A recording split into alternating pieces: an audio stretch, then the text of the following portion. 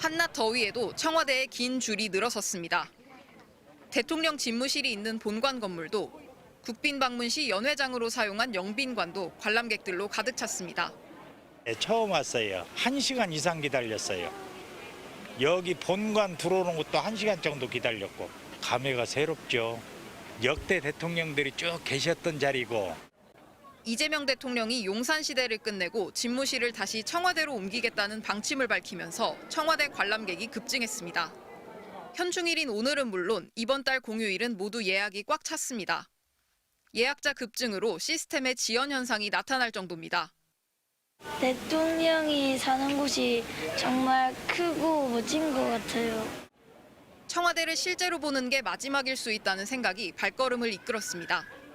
청와대 저희 관람이 아마 못할 수도 있다고 생각을 해서 서울에 놀러 오는 김에 이제 아이들하고 한번 참게 되었습니다. 지난 2022년 74년 만에 개방된 청와대에는 지금까지 780만 명이 다녀갔습니다. 청와대가 개방돼 직접 볼 수 있었던 건 좋았다면서도 대통령의 청와대 복귀 방침엔 공감하는 의견들이 많았습니다. 아무래도 이제 대통령님의 업무 효율성을 위해서는 여기 오는 게 맞다고 하면은 청와대에서 일하시는 것도 나쁘지 않다고 생각합니다. 다만 집무실뿐 아니라 관저 내부까지도 외부에 다 공개됐던 만큼 보안 문제를 우려하기도 했습니다.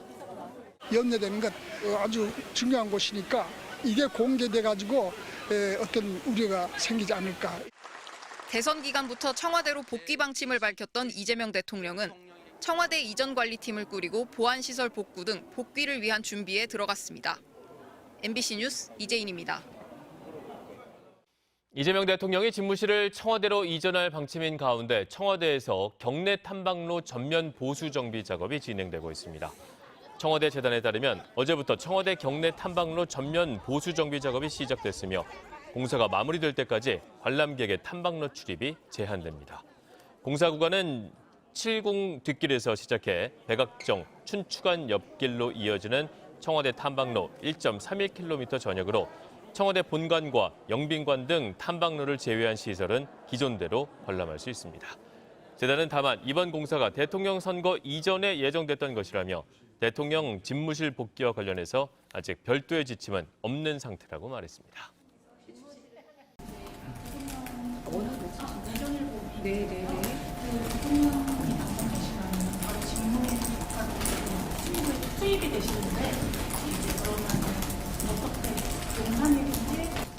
지금 대통령 집무실 문제는 우리 국민들께서 많은 관심을 가지고 계시지만 현실적 문제를 고려하지 않을 수가 없습니다.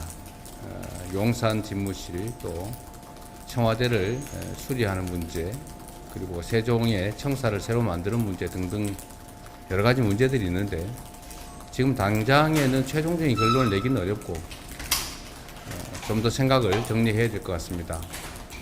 다만 그중에서 중요한 것은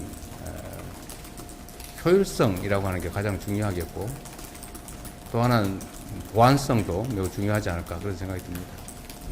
연합뉴스 안정훈 기자인데요. 그 세종시로 행정수도 이전 정책을 오늘 말씀을 해주셨는데 그 부분 이제 개헌이 필요하다는 지적이 있잖아요. 이 부분에 있어서 개헌을 하실 의향이 있으신지 하신다면 어느 시점으로 염두에 두시는지 여쭤보겠습니다. 국토 균형 발전 그리고 수도권 집중 문제를 해결하는 것은 대한민국의 미래를 위해서 반드시 필요한 일입니다. 행정수도 건설 문제는 지금까지 계속 추진해 왔던 정책이기도 합니다. 다만 완전한 수도 이전 문제는 헌법 개정 문제도 걸려 있고 또 국민적 공감의 과정도 필요하기 때문에 사회적 합의를 거치는 과정이 좀 필요하겠다는 생각이 듭니다.